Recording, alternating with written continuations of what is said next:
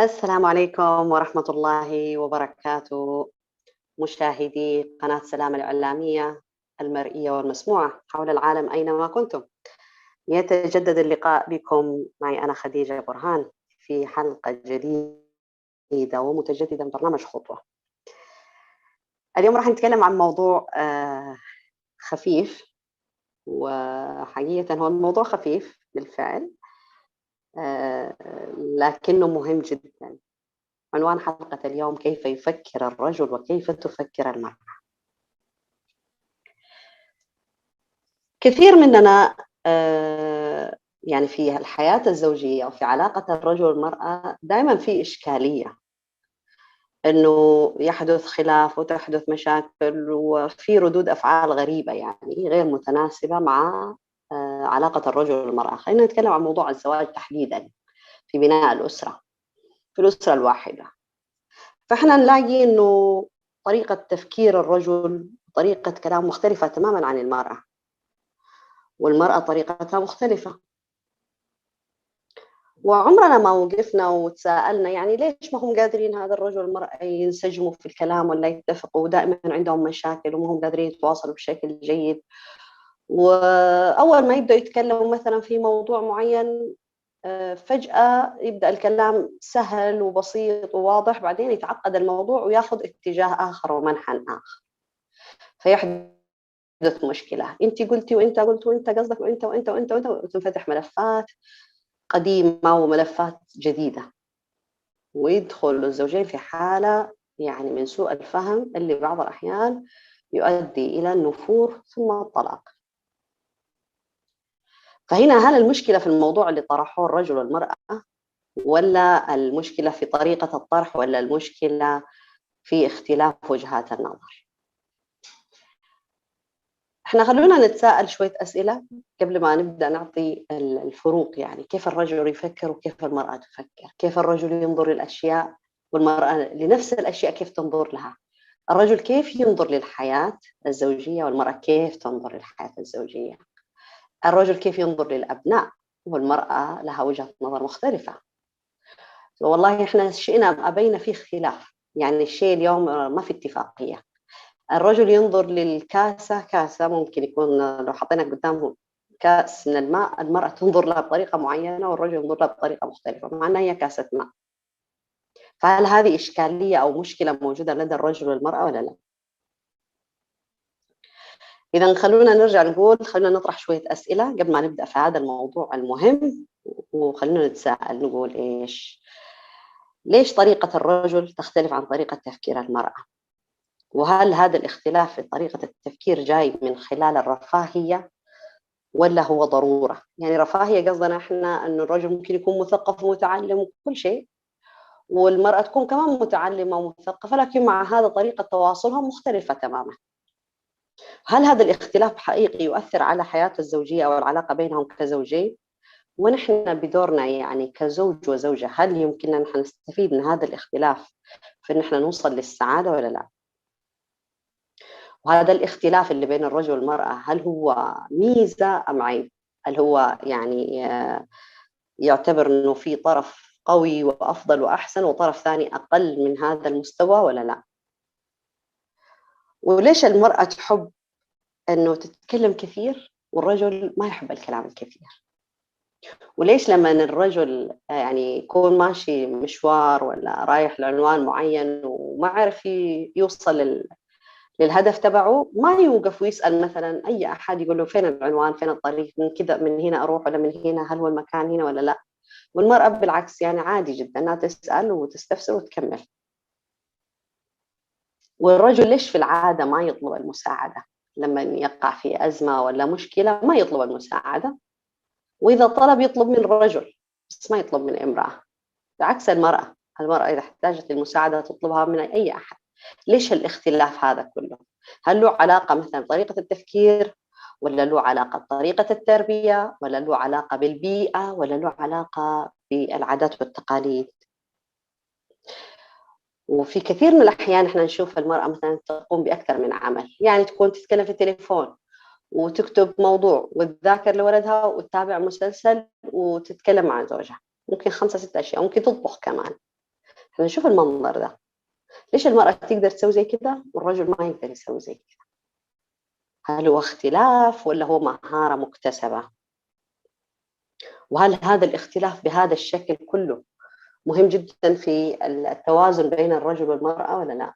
وهل هل في اختلاف أساسا بين طريقة تفكير الرجل مثلا في الحب، تختلف طريقته عن المرأة؟ هل تختلف طريقة تفكير الرجل في التواصل الاجتماعي في العلاقات الاجتماعية عن طريقة تفكير المرأة في هذا الجانب؟ وبالنسبة للمال، هل طريقة الرجل تختلف عن المرأة ولا لا؟ راح نحاول بإذن الله تعالى في حلقة اليوم نحن نجاوب على هذه الأسئلة كلها، والكثير اللي ممكن يخطر على بالكم وممكن ما يخطر على بالكم. أساسا نحن في حياتنا يعني صدقا ما بنحاول أبدا نكتشف هذه الأشياء، إنما ناخذ الأمور زي ما هي كده. إذا إيش نبغى نقول نحن؟ في اختلاف جوهري في طريقة تفكير الرجل وطريقة تفكير المرأة، وهذا الاختلاف مو معناها أن المرأة أقل ولا الرجل أفضل أو أكثر منه. وبعض الرجال مثلا لما نيجي نتكلم مثلا عن هذا الجانب دائما يعني يشدوا حيلهم في الكلام، انه شهاده المراه الرجل بواحد، واذا كان شهاده المراه فهم اثنين، والنساء ناقصات عقل ودين، ومش عارفه استدلالات يستخدموها استخدام سيء تمام ما لها علاقه بهذا الموضوع. وحتى حتى لما وجدت هذه الآيات وهذه الأحاديث وأخبر عنها النبي صلى الله عليه وسلم، ولا قال الله سبحانه وتعالى فيه في القرآن وعن هذه الأشياء، ليس من أجل إظهار أن المرأة ضعيفة وهشة ومستضعفة والرجل أفضل وأكرم منها، لأنه مع الأسف الشديد بالجهل هذا دائما اللي يدندن على هذه الأشياء هم الرجال حقيقة. يعني الله سبحانه وتعالى خلق الرجل والمرأة في أحسن يعني تكوين، خلقهم خلقين مختلفين نفسيا وجسديا حسب مهمتهم في الحياة، حسب دورهم في الحياة.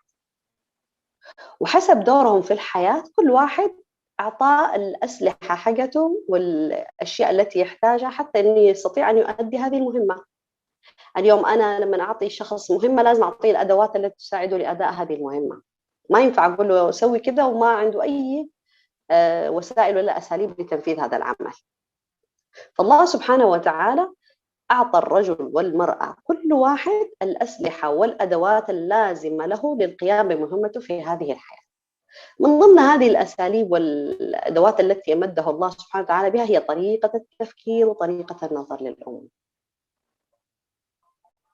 فلو أخذنا مثلا المرأة، خلينا نتكلم عن المرأة كيف تنظر للزواج ولعلاقتها بالرجل وللأسرة، وإيش تبحث عن إيش تبحث المرأة في هذه العلاقة الزوجية أو هذه العلاقة بينها وبين زوجها اليوم. هل كل النساء مثلا تبغى تتزوج وخلاص يكون عندها زوج وأولاد وبيت وخلاص وانتهي القصة كذا؟ لا طبعا، في احتياجات خلف هذا الشيء، لكن هذا هو الطريق الأول لهذا الشيء، لهذه العلاقة. المرأة تبحث في الرجل عن الأمان، تبحث عن الاهتمام، تبحث عن التواصل. لذلك المرأة نلاقيها كيف تعبر عن هذه الأشياء للرجل، تعبر عنها على شكل مشاعر. فإذا كانت مبسوطة تعبر عن هذه السعادة بالسعادة على وجهها وعلى الجو في البيت وعلى التعامل معه. وإذا كانت خلاف ذلك تنطفئ. وإذا كانت سعيدة ومطمئنة تلاقيها تبدع في التعامل مع زوجها والتعامل مع أبنائها وتربيتهم، فتشغل نفسها بالموضوع هذا، وتشوف إنه أعظم نجاح لها بالنسبة لها هي، وهذه من الأشياء اللي يختلف فيها الرجل والمرأة، إنه هي تحافظ على زوجها وعلى بيتها وعلى أبنائها بالدرجة الأولى، لأن ثمرة هذا الزواج كله في الأبناء. فمقياس النجاح عند المرأة هو النجاح الاجتماعي، يعني مع أولادها تقدر تربيهم كويس، تقدر تكون علاقات اجتماعية، يعني عندها صديقات، عندها جيران، تتواصل مع الأهل. عشان كذا نلاقي النساء مثلا هم أكثر نشاطا في الجانب الاجتماعي، فتلاقي المرأة تتصل على أهلها وأهل زوجها وجيرانها وأقاربها وصديقاتها، واللي من 100 سنة ما اتصلت بهم تلاقيها محافظة على التواصل معاهم، وتحاول تبني علاقة اجتماعية مع أولادها، وتحاول تعرف أولادها بأبناء صحبتها، وبهذا الشكل تسوي شبكة اجتماعية، لأنه هذا هو العالم تبعها المرأة، وهذه هي نقاط القوة تبعها، وهذا هو الذي تتقنه في هذه الحياة وتسعى لأنه يكون موجود فيه. فهذا هنا جهدها في هذا الجانب. لذلك نلاقي المرأة هي اللي لما يصير في عزا في العائلة هي اللي تبادر أول شيء، وهي اللي تقول لزوجها ترى بيت فلان مات لهم مش عارف إيش، يبغى لنا نروح نعزي، والرجل ما يجي الأخبار هذه، المرأة هي اللي تقول ترى بيت فلان صار عندهم كذا محتاج نساعدهم، ترى لازم إحنا نروح نوجب هنا، ولازم نعزم هذولا، وأهلك مش عارف إيش، والزواج الفلاني باقي له كذا. هي اللي تجلس تجري ورا هذه الأشياء. طبعا الرجل ينظر للموضوع بسخف يعني، لكن ما يعرف إنه هذا في صميم شخصيتها الاجتماعية، في صميم تكوينها هي كامرأة.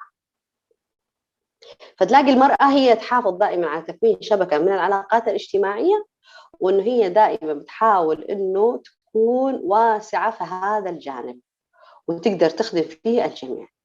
لذلك المرأة لما يجي أحد مثلا تبغى تخطب لولدها ولا تبغى تخطب لبنت ولا بنتها تنخطب، هي اللي تجلس تسأل أسئلة كثيرة، تفاصيل التفاصيل. الرجل ياخذ بالعناوين الكبيرة المهم، يعني إذا كان جاء عريس لبنته كويس ابن حلال ويشتغل وعائلته كويسة وخلاص يقفل على كذا، لكن المرأة تجلس تدور ورا الشيء هذا، لأن المرأة بطبعها تهمها التفاصيل. ليش؟ لأن التفاصيل هي اللي تعطيها نتائج للأعمال كلها. هذا هو تكوينها كذا، ما هو استسخاف لها ولا تقليل من قدرها. ومع الأسف الشديد لأن المرأة هي كذا، الرجل يتعامل معاها أنه هذه تصرفات سخيفة جدا، يعني أنه هي تهتم بشيء ما المفروض ما تهتم فيه، وما يشوف أنه هذا هو كذا بهذا الشكل هي تكوينها النفسي والاجتماعي، وهذه هي فطرتها الطبيعية. لذلك المرأة دائما تخجل من هذا الجانب بسبب أن الرجل يوجه النقد، انت ما تهتمي الا بكذا، ايش هذه السخافه، ايش هذا تضيعي وقتك، لو تحطي جهدك هذا في شيء ثاني يحبطها، فتحسي بالتاثير، يعني كلام الرجل تحس بالذنب، فتجلس تدخل داخل نفسها وتبطل هذه الاشياء، واذا مرت تسويها كمان تسويها بدون ما تقول له، لانه تشعر كانه هو شيء سخيف بالفعل، خلاص يبرمج دماغها انه هذا سخف، مع انه هذا في طبيعتها يعني في تكوينها هي. وهي لولا انه هي بهذا الشكل اجتماعيا ما تقدر تكون علاقه مع الرجل داخل البيت. الرجال كثير مثلا يقول عن المرأة أنا صبرت عليها، المسألة مو صبرت عليها، هي تصبر على الرجل أكثر صراحة، لكن عندها طريقة معينة للتعبير عن الصبر، إن هي ما تدقق كثير يعني وتتجاهل وتتغافل، لكن الرجل ما يلاحظ هذا الشيء. طيب الرجل كيف يتعامل في الجانب الاجتماعي بالمقابل؟ الرجل كيف ينظر للحياة الاجتماعية؟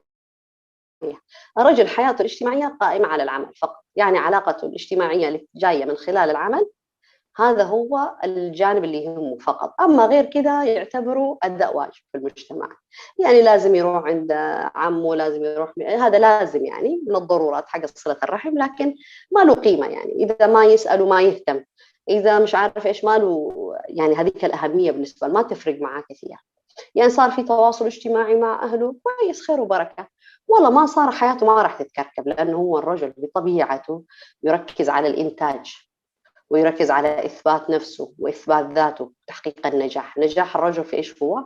إنه يقدر يكسب ماديا، يحقق دخل مادي جيد يستطيع به إنه يعيش عائلته حياة كريمة، هذا أعظم شيء عنده في النجاح، عشان كده تركيزه في هذا الجانب. لذلك الرجل ما يقدر اليوم يجلس مع أولاده ساعتين ولا ساعة حتى بدون ما يفقد أعصابه ولا إنه يفقد السيطرة على أعصابه، ولا يقدر يتحمل إنه يجلس في البيت ويجلس يسمع العيال يتكلموا، مثلا أولاده يتكلموا هنا ويصيحوا ويطلعوا أصوات عندهم نشاط، ما يتحمل. لذلك دائما الرجل لما يكون موجود في البيت مين اللي يسكتهم؟ الأم تقول لهم خلاص خليكم ساكتين لغاية ما أبوكم يخرج من البيت، لأنه ما يحب زي كده، هذه مو حياته. والرجل من طبيعته إنه هو مثلا يحب يستأثر بالمرأة، ما يحب المرأة في وجوده إنها تهتم بأي أحد حتى لو كان أولاده، يعني يشعر إما بالغيرة أو يشعر إنه هو ما له مكانة أو أي شيء، يجي له كذا إحساس نفسي غريب، فما يحب لما يكون موجود إن هي تتفرغ له تماما، لا تشغل نفسها لا بولدها المريض ولا اللي يبغى يذاكر ولا اللي عنده مشكلة، ولا حتى ما يحب حتى إنه أولاده بالذات الأولاد مو البنات يجوا يجلسوا جنب أمهم كذا ويلصقوا فيه، يعني يشعر بالمنافسة. ولا يحب يشوف على وجه زوجته إن هي تحب واحد من الأولاد وطاهرة فيه، لأنه هو يبغى يكون الأول والآخر، غير كذا ما يبغى. هذه طبيعته، يعني هي طبيعة الرجل بهذا الشكل، مو إنه عنده مشكلة ولا عنده عيب ولا عنده نقص، لا، هو طبيعة الرجل كذا بهذا الشكل. وبسبب إنه عدم وضوح الرؤية لدى المرأة والرجل في هذا الجانب نلاقيهم يتصادموا، فالمرأة توصف الرجل إنه أنت أناني، ما عندك إحساس، ما يهمك الناس، ما يهمك إلا نفسك، ويجوا الأبناء نفس الشيء، وهو يجي يقول لها أنت أصلا ما تهتمي فيني، أنت تهتمي بس بأولادك والناس، ويصير في سوء فهم.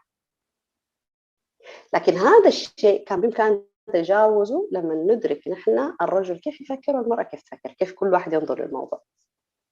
نيجي مثلا جانب المشاكل، المرأة كيف تنظر للمشاكل في الحياة والرجل كيف ينظر لها. الرجل ينظر للمشاكل انها تحديات، فبالتالي يركز على المشكلة والحل وخلاص. المرأة تتأثر نفسيا وعاطفيا بالمشاكل، ما تتحملها لأنه هذا يسبب ضغط نفسي عليها، بسبب أنه هي أساسا مخلوق اجتماعي، والإنسان الاجتماعي يحب الهدوء والتواصل، فالمشاكل تمنعها من التواصل هذا، فيؤثر على نفسيتها. والمرأة دائما تحاول أنها توجد الحلول وتنهي المشاكل تماما، يعني فعشان كذا المرأة يعني طبيعتها تقدم تنازلات. واحنا لما نقول تنازلات، تنازلات من أجل المحافظة على العلاقة الزوجية أو العلاقة الأسرية في البيت الواحد، فما تتمسك برأيها. ليش؟ لأنه كمان هي مرنة جدا، فقابلة أنها تتكيف مع أي وضع جديد قد يحدث، لكن الهدف تبعها هو إيش؟ المحافظة. بعكس الرجل مثلا يتمسك برأيه، إذا صار اليوم في مشكلة بينه وبين زوجته يتمسك برأيه أبدا ما ينزل عنه، إلين يعني حتى لما يوصل يقترب من الطلاق نفس الشيء، يظل متمسك برأيه، بس يجيب رأيه هذا بطريقة ثانية، بس يظل متمسك برضه. وهذا اللي يسبب إيش؟ اللي حالة الاحتقان. لكن هنا لو كان الرجل والمرأة يدركوا طبيعتهم، خاصة الرجل لما يدرك إنه هو طبيعته بهذا الشكل والمرأة بهذا الشكل، إنه هي ما هي من ضعف لكن هي طبيعتها بهذا الشكل، جاية الله سبحانه وتعالى خلقها بهذه الطريقة وبهذا الكيفية، وهذه أسلحتها في التعامل مع المشاكل، كان أدرك تماما إنه ما في داعي للتمسك بأي شيء ما له قيمة. فهنا إذن طريقتهم مختلفة في النظر للمشاكل. ممكن الرجل يقول لها لما يكون في مشكلة كبيرة، المرأة تتجاهل المشكلة وتعيش حياتها عادي، أنت ما عندك إحساس، نحن في أي مشكلة صايرين وأنت ولا همك إلا كذا وكذا وكذا، يعني يستسخفها. أو المرأة بسبب إن هي عاطفية جدا تقول للرجل إيش؟ تقول له ما عندك إحساس، نحن في مشكلة وما إحنا قادرين نحلها، وأنت ولا همك إلا نفسك، ما عندك إلا تاكل وتشرب وتلبس وتخرج وتروح تيجي. كل واحد قاعد يعالج المشكلة بطريقته، وهذا الشيء ما قاعد يدركه. الرجل لما يصير في مشكلة يحب إنه ما يخرج من هذا الضغط، يمارس نشاط واحد. وسبحان الله عقل الرجل يتحمل هذا الموضوع، لذلك يركز على شيء آخر، بعدين لما يرتاح من التركيز في شيء جديد يبدأ يرجع المشكلة يقدر يحلها بهدوء. والمرأة لا، تجلس تدور في نفس المشكلة، لذلك كثير من النساء تصاب باكتئاب. وكثير من المشاكل الأسرية لما تحدث المرأة هي أكثر عرضة للاكتئاب والتعب النفسي أكثر من الرجل، فما تتحمل. وطبيعتها هي كذا أساساً، لأنه هي دورها في الحياة والحماية والرعاية. لذلك هذه المشاكل تهدد الأمان والاستقرار النفسي عندها، وهذا اللي يؤدي أنهم يتصادموا. طيب عندنا كمان الأشياء اللي يختلفوا فيها الرجل والمرأة. طريقة تفكير المرأة دائما تتغير، كل مرة عندها طريقة مختلفة للتفكير في موضوع، في نفس الموضوع أصلا أو في عدة مواضيع. الرجل لا، طريقته واحدة في التفكير، يعني يمسك خط واحد في طريقة التفكير وخلاص، وهذا الخط ما يتغير طول حياته بهذا الشكل. لكن المرأة لا، تتغير. والسبب ان المرأة تغير رأيها وطريقة تفكيرها اساسا تتغير ليش؟ لأن المرأة عرضة انه يعني بسبب هرمونات، بسبب الضغط النفسي، بسبب العوامل الخارجية، بسبب التغيرات اللي تحدث. هذه الأشياء هي اللي تخليها دائما تغير في طريقة تفكيرها للأمور وتكون مرنة. وهذا على العموم يعني ما يعتبر انه مشكلة اساسا، لأنه طبيعتها هي كده. طبيعة المرأة اجتماعية، والإنسان الاجتماعي لازم يقدم تنازلات، ولازم يقدم دائما أسلوب مختلف في طرح أي شيء في قراراته. فما يتمسك بأي شيء على المدى البعيد، ولا يتمسك بأي شيء وقت طويل جدا. ممكن اليوم تقول على شيء لا، لكن بكرة تغير رأيها. فهل هذا معناه أنه عندها خلل في طريقة التفكير؟ لا، ما عندها خلل في طريقة التفكير. لكن اليوم لما قالت لا، كان في ظروف معينة وبكرة راحت هذه الظروف وتلاشت واختفت، هل تتمسك باللا تبعها؟ لا طبعا، لازم تغيرها. والمرأة ما تشعر انه في مشكلة اساسا لما تسوي زي كذا، انه يشوفه طبيعي جدا عادي، يعني ايش المشكلة. لكن الرجل لا، يتمسك بقراره. اذا عنده اليوم قرار في امر ما، بكرة بعد 100 سنة ما يغير رأيه. فالواحد يحتال عليه، فالمرأة تحتال عليه وتدور وتلف وتلف عشان بس تقنعه انه يغير رأيه. يعني ما عنده هذه المرونة. لماذا؟ لأن الرجل يشعر أنه هو إذا غير رأيه اليوم هو حيكون يشعر بعدم الكفاءة، أنه هو غير كفء، يشعر أنه هو ما عنده رأي، ما عنده شخصية. فهو هنا لازم يثبت أنه هو الرجل، وأنه هو المسيطر، وأنه الكلمة كلمته والأمر أمره والرأي رأيه، فيتمسك بالقرار حتى لو كان غلط. بعض الأحيان في رجال يتمسكوا حتى بالقرار وهو غلط، ما يشوف أنه في مشكلة لو غير رأيه يعني. لأنه يشعر أنه هذا الشيء يؤثر على رأيه في نفسه كرجل. كمان عندنا من طريقة الاختلافات عند المرأة، احنا قلنا المرأة تميل انه هي تحب تتكلم كثير. المرأة ليش تحب تتكلم كثير؟ لأنه طريقتها الوحيدة للتعبير عن نفسها هي بالكلام. فعندها مفردات كثيرة جدا، وحتى اللي عندهم بنات يعرفوا تماما انه البنت تتكلم قبل الولد، بسبب انه المرأة او الفتاة او الإناث عندهم قدرة على تعلم اللغة بسرعة. ولذلك هم يقدروا يتعلموا أكثر من لغتين ثلاثة أسرع من الأولاد بكثير، لأنه اهتمامهم دائما اهتمام عاطفي أو اهتمام اجتماعي أكثر. يعني فهم يفكروا في التواصل الاجتماعي، وأحسن وسيلة للتواصل الاجتماعي هي الكلام. لذلك نلاقي بعض الأحيان النساء ممكن يجلسوا في جلسة ويكون معاهم رجال، الرجال يستغرب تماما أنه المرأة يجلسوا يتكلموا في موضوع ورا موضوع ورا موضوع، ممكن 10 مواضيع في ذي الجلسة وما وصلوا فيها في قرار في النهاية. والرجل يستغرب، طحين كل هذه المواضيع اللي تكلمتوا فيها ما انتم عارفين تتخذوا فيها رأي ولا قرار؟ والرجل يتميز بإيش؟ الرجل يتميز إنه هم يتكلم في موضوع واحد طول الجلسة. إذا جلسوا في مكان ساعتين يتكلم في موضوع واحد ساعتين. النساء مو كذا أبدا يعني. أول شيء لأنه الكلام بالنسبة للنساء جانب من التواصل، والشيء الثاني إن النساء متعة بالنسبة لهم الكلام. والشيء الثالث المهم إنه المرأة لما تتكلم، وخاصة لما تتكلم عن المشاكل، هي لا تبحث عن الحلول. طيب يجي بعض الرجال يقول لك طيب ليش قاعدة تتكلم ده ما كانت تبحث عن الحلول؟ لأنه المرأة هي جالسة تفرغ. هي لما تتكلم أصلا هي بتلاقي الحلول أثناء كلامها. فهي ايش تبغى المرأة من الرجل أو من زوجها؟ إنه يسمعها فقط. لكن ما شاء الله بعض الرجال مرة يعني عندهم حماس زايد يعني، و...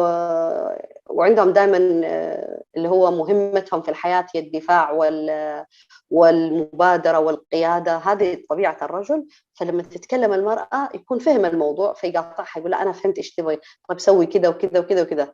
تلاقي بعد كده المرأة تجلس تبكي وتصرخ وتتكلم زيادة، وبعدين يتصادموا وهو مو فاهم إيش المشكلة. أنت أصلا ما تسمعني ولا أنت فاهمني ولا تتكلم بهذا الشكل. والرجل دائما في وجهه علامة استفهام، إيش المشكلة يعني؟ فيخرجوا من هذا أنهم يتصادموا. والموضوع جدا بسيط. المرأة لما تتكلم اليوم مع زوجها يعني تتكلم حتى كثير وتشتكي من ولدها هذا، وتشتكي من أمها، ولا تشتكي من أختها، ولا تشتكي من أخت زوجها، ولا تشتكي من حماتها، ولا تشتكي من الدنيا كلها.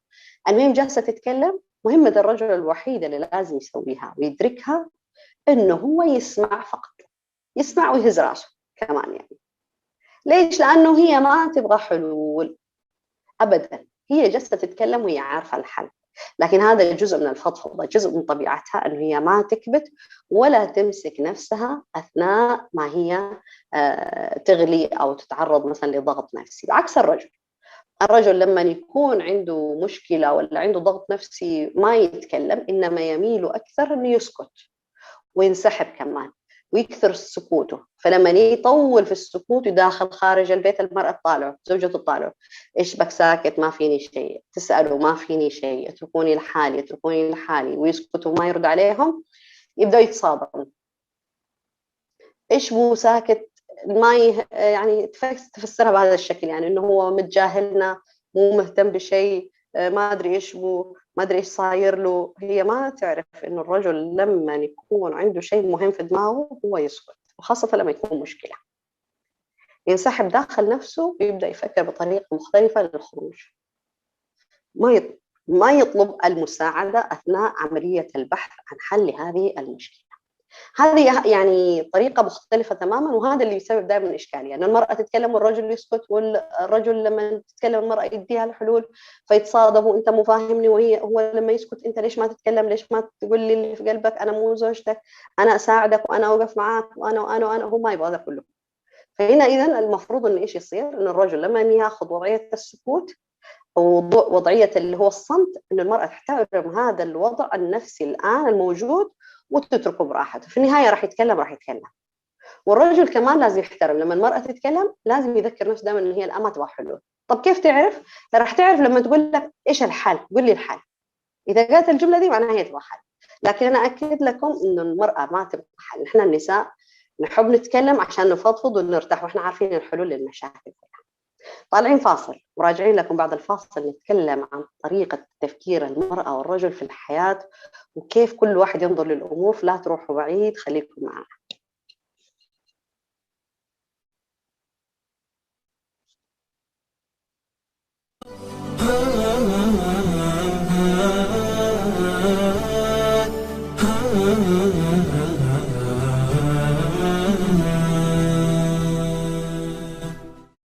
بمناسبة قرب شهر رمضان المبارك، تعلن شبكة سلام الإعلامية عن إتاحة الفرصة للإعلان من خلال منصاتها للمؤسسات والمنظمات الخيرية خلال شهر رمضان المبارك مجانا، وتخفيض 50% للشركات الاستثمارية التجارية. بادر بالحجز الآن.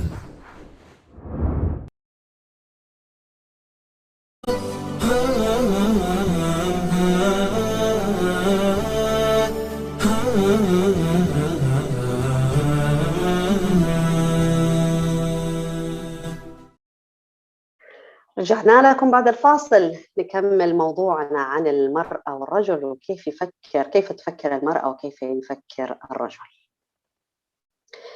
طيب إذا احنا ذكرنا قبل الفاصل، قلنا أن الرجل والمرأة كيف يتعاملوا مع المشكلات. المرأة تتعامل مع المشكلات عن طريق الكلام الكثير، والرجل يتعامل مع المشكلات عن طريق الصمت، وهذا اللي يساء تفسيره وتأويله، لذلك يصير في عندنا مشكلة بين الرجل والمرأة، والموضوع جدا بسيط.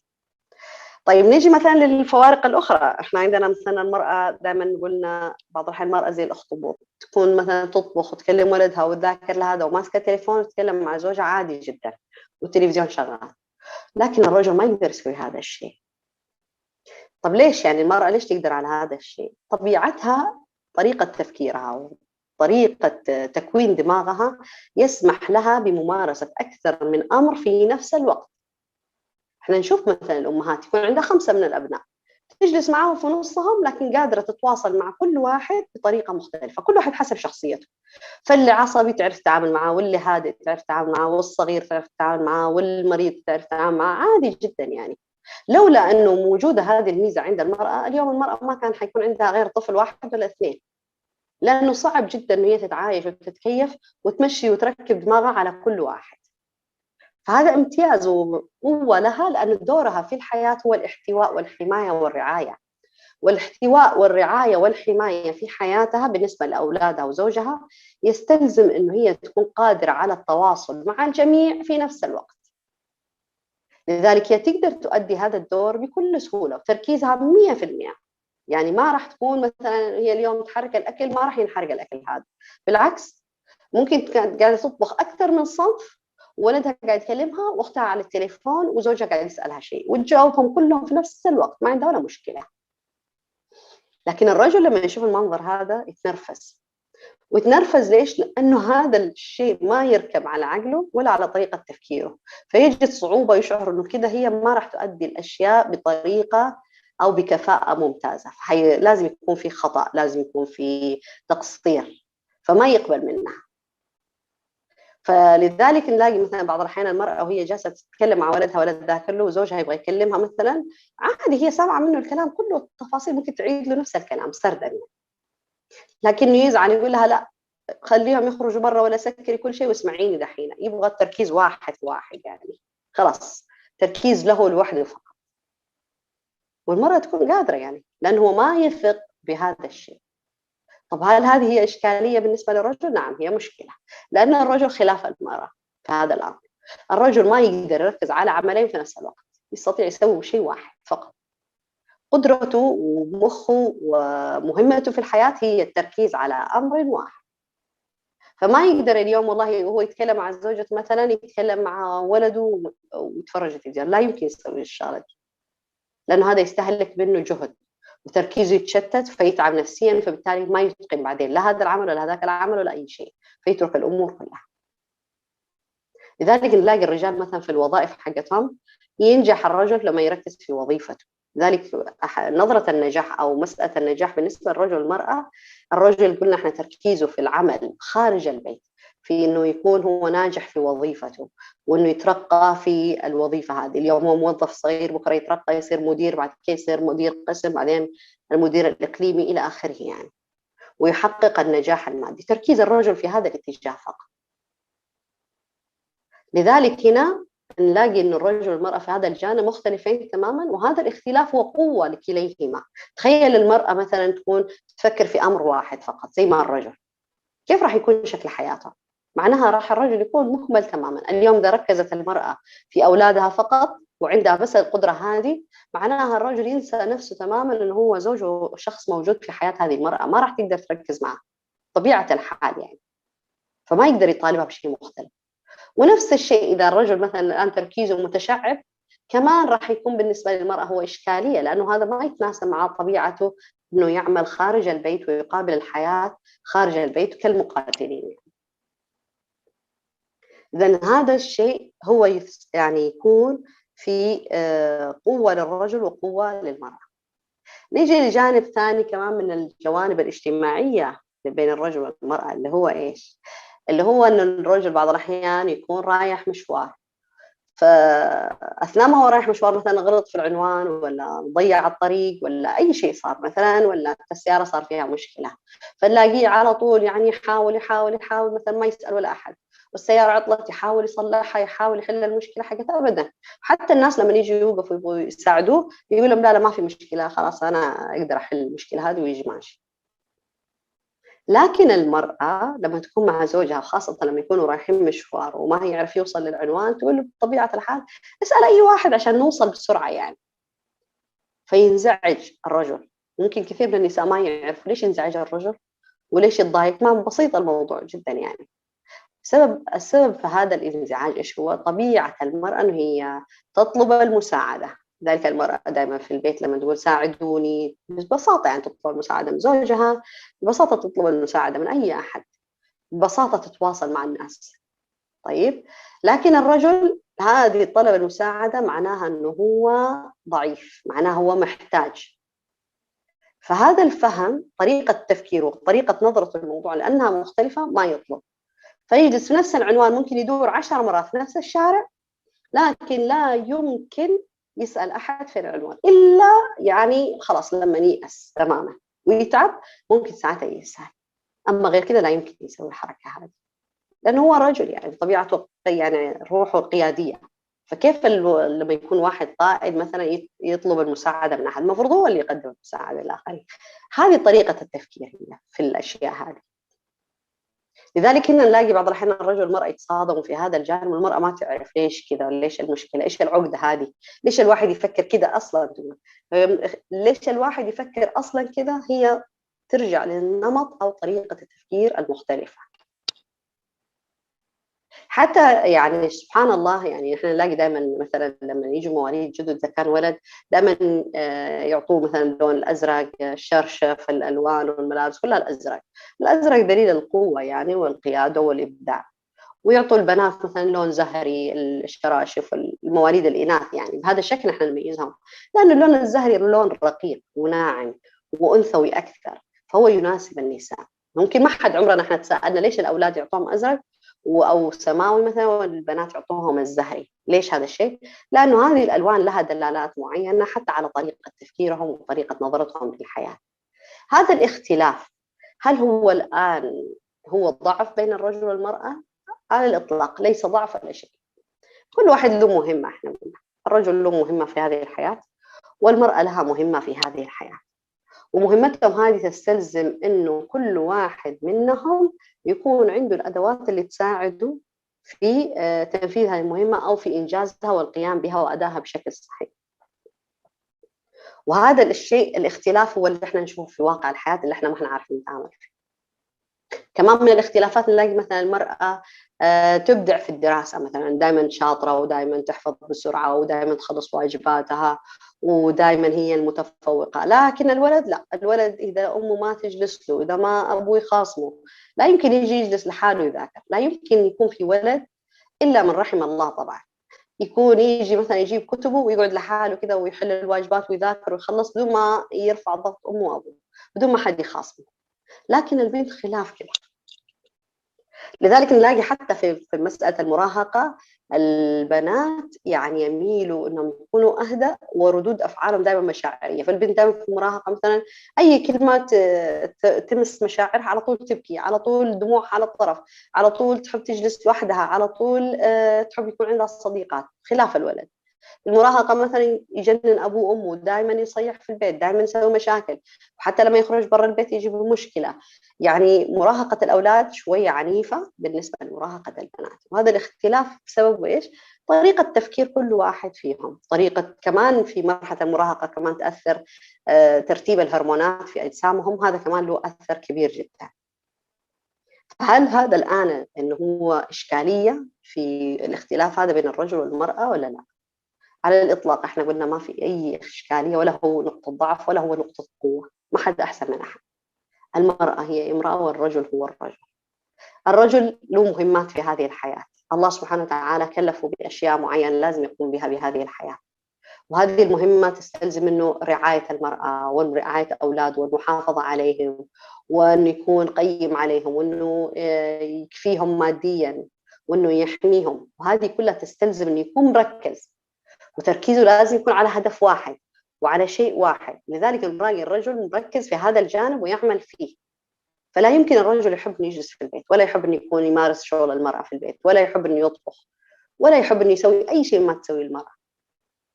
والمرأة دورها في الحياة إيش هو؟ أنه هي تحتضن أولادها وزوجها، وأنها ترعاهم، وأنه تخلي البيت جنة، وأنه هي تتواصل اجتماعيا. هذه مهمتها في الحياة. لذلك الله سبحانه وتعالى خلقها بهذه الخصائص النفسية، أن هي تقدر تحتوي الرجل، تحتوي تقلباته، تقلبات مزاجه، تقلبات عمره. الرجل اليوم لما يكون شاب، ولما يكون في منتصف العمر، ولما يكون في كبير في السن، كل هذه يمر عليه تغيرات معينة. من الذي يستطيع أن يحتوي ولا يتحمل طبائع مختلفة هذه؟ ما حد يقدر عليه إلا زوجته فقط، أو هذه المرأة بما أتاها الله سبحانه وتعالى من هذه الخصائص والامتيازات. هذه الخصائص والامتيازات هي اللي قاعد تحفظ هذه الأسرة. اليوم الأبناء كل واحد طبعه مختلف ومزاجه مختلف وشخصيته مختلفة، مين يقدر يجاريهم ويتكلم مع هذا ويتفاهم مع هذا ويلبي طلبات هذا غير الأم؟ لذلك هنا مهمتها كبيرة جدا. لكن الله سبحانه وتعالى لما أعطاها هذه المهمة أعطاها كمان الأشياء اللي تساعدها في أداء هذه المهمة، وأنها إيش تكون مهمتها مهمة ناجحة وسهلة. طيب هل هذا كله دائما موجود؟ هذه بصفة عامة طريقة تفكير الرجل والمرأة في جوانب معينة احنا ذكرناها، لكن الموضوع واسع جدا. لكن هذه هي الحقيقة، الرجل والمرأة مختلفين تماما، مختلفين طريقة نظرتهم للحياة، طريقة نظرتهم للمشاكل، طريقة نظرتهم للحب وللتعبير عن الحب. المرأة تعبر عن الحب بالكلام وبالأغاني وبالتزين وبالأجواء الحلوة، الأجواء الرومانسية. الرجل يعبر عن الحب بأنه إيش؟ عمليا، يعني يدفع الإيجار ويجيب الأكل والشرب ويوفر المصاريف ويمشي الأولاد ويدلعهم، يصرف من جيبه. طريقة تعبيره عن الحب هي هذه. مو نجي نقول اليوم ليش الرجل ما يتكلم، هو طبيعته كذا، لغته مختلفة تماما. وهذا اللي دائما يسبب عندنا إشكالية بين الرجل والمرأة في الحياة الزوجية، إنه هم ما يعرفوا كل واحد إنه هو طريقة تفكيره مختلف، وإذا عرفوا ما يحترموا طريقة تفكيرهم المختلفة هذه، فنلاقي كل واحد منهم يصف الآخر بصفة معينة. فالمرأة تقول عليه مثلا مغرور وشايف نفسه، والرجل يقول عليها هذه تفاهة، يعني المفروض تركز في شيء آخر. ومع الأسف الشديد، مع كثرة خروج المرأة خارج البيت وممارسة الشيء اللي مو لازم تمارسه برا البيت، انها تشتغل وتعيش الحياة مع الرجل في تحدي، وتثبت للرجل ان هي تقدر على الاشياء اللي هو يسويها. يعني انا كمان اقدر اشتغل، انا كمان اقدر ادرس، انا كمان اقدر اطلع الجبل، انا كمان اقدر ارفع اثقال، انا كمان اقدر اسوق الطيارة، انا كمان اقدر اطلع المريخ. كل هذه محاولة لإثبات أنه للرجل أن هي تقدر كمان. ليش؟ لأن الرجل أعطاها إحساس المرأة أنه هي أقل، فهي تبغى تثبت له أنه هي ما هي أقل، أنه أنا كمان أقدر أسوي هذه الأشياء كلها. فطبعا هذا معناها أن المرأة هنا تم زعزعة ثقتها بنفسها بسبب أنه هي لا عرفت طبيعتها ولا طبيعة الرجل، والرجل نظر إليها نظرة دونية. طبعا هذه النظرة الدونية من فين تجي؟ من الجهل، من التخلف، من العادات التقاليد، من الإعلام، من طريقة التفكير، من أنه الرجل يبغى يكون مسيطر. لأن الرجل كمان، المرأة إذا كانت ذكية، يخاف على نفسه وعلى مكانته ومنزلته، فيبدأ إيش؟ بهدم ثقتها بنفسها من خلال إيش؟ من خلال التشكيك في مهامها في الحياة وقدراتها وأساليبها في العيش. فتصدق المرأة الكذبة هذه كلها، وتلاقيها دائما تبغى برا البيت، وتشعر أن هي لو جوا البيت فهي أقل قدرا ومكانة. مع أنه ببساطة جدا تقدر تختبر الموضوع ده، أن هي تتحدى الرجل، تقول له اجلس في البيت أسبوع واحد وأنا أخرج برا البيت ونشوف مين يقدر على إيش. فالرجل دائما يعترف دائما للمرأة بعد التجربة هذه أنه والله ما أقدر أنا على إدارة هذا البيت كله كما تفعل زوجتي. ذلك حتى احنا نلاحظ هذا الشيء لما الرجل تتوفى زوجته، حياته تتكركب تماما، تتكركب ويدخل في اكتئاب نفسي. لذلك أهله بسرعة بسرعة بسرعة يزوجوه ويلحقوا عليه، ولا غير كذا ما يقدر. لا يمكن يقدر يدير هذا البيت، لا يمكن يقدر يدير أولاده ولا حتى نفسه، يضيع تماما، لأن البوصلة الحقيقية هي في يد المرأة. لكن المرأة مثلا في حالات معينة لما تتعرض مثلا للطلاق ولا أن زوجها يتوفى، ما يصير لها أي شيء بشكل نفسي، وسبب أنه طبيعتها اجتماعية، فهي عندها حصانة اجتماعية بسبب سلوكها الاجتماعي وبناء علاقات اجتماعية مختلفة وطريقة مختلفة للنظر للحياة. ودائما نظرة المرأة تفاؤلية، تلاقيها دائما المرأة تستمر في العيش عادي جدا، لأن هي مصادر السعادة عندها ما هي زوجها فقط، إنما مصادرها تيجي من أولادها، من أحفادها، من جيرانها، من أهلها. وهذا اللي دائما تعمله وتركز عليه في حياتها كامرأة. لذلك نلاقي بعض النساء لما تجتهد انها تكون برا البيت وتشتغل برا البيت وتعيش حياتها برا البيت، لازم داخل البيت يحدث مشاكل، اما الابناء ينحرفوا، واما الزوج ينحرف، واما دائما تتصادم مع زوجها، واما تطلق معه، اما كذا. فبالتالي الحفاظ على البيوت هو ياتي من طبيعه المراه او من دور المراه في هذه الحياه. الاسلام جاء راعى هذا الشيء كله في نظامه تعامل علاقه الرجل والمراه. لذلك قال عن المراه ايش؟ المراه عرض يجب ان يصان وبس. وقف عند هذا الشيء. عرض يجب أن يصان، معناها الصيانة، هذا العرض يتم من خلال الرجل، هذا من تكاليفه وواجباته. طيب كيف قال له التعامل مع المرأة المختلفة الرقيقة الناعمة هذولا؟ قال له إيش؟ رفقا بالقوارير، ما أكرم النساء إلا كريم ولا أهانهن إلا لئيم. النبي صلى الله عليه وسلم لما كان ماشي يوم مع عائشة رضي الله تعالى عنها في يوم عيد، وأرادت أنها تشوف لعب الأحباش، طبيعي يعني المرأة تحب كذا، يعني الفرح والوناسة والأشياء المبهجة، الرجل ممكن ما يهتم فيها. وقفت خلف النبي صلى الله عليه وسلم، قالت يعني تبغى تشوفي هذا الشيء؟ قالت ايوه. وقف النبي صلى الله عليه وسلم، قال لها خلاص خلصتي فرغتي يعني شبعتي؟ قالت لا لا، الين ما هي شبعت نفسيا. فراعى النبي صلى الله عليه وسلم حالتها هي كامرأة، انه عادي جدا انها يركز على هذا الشيء معها، لأنه هذا في النهاية الرجل لما يهتم بالمرأة في هذا الجانب ويراعي ضعفها واهتماماتها ويشاركها شوية من هذه الاهتمامات وما يقلل من قدرها، هو يزيد رصيده عندها، رصيد محبته. زيادة هذا الرصيد يؤدي إلى إيش؟ يؤدي إن البيت ينعم بالسعادة.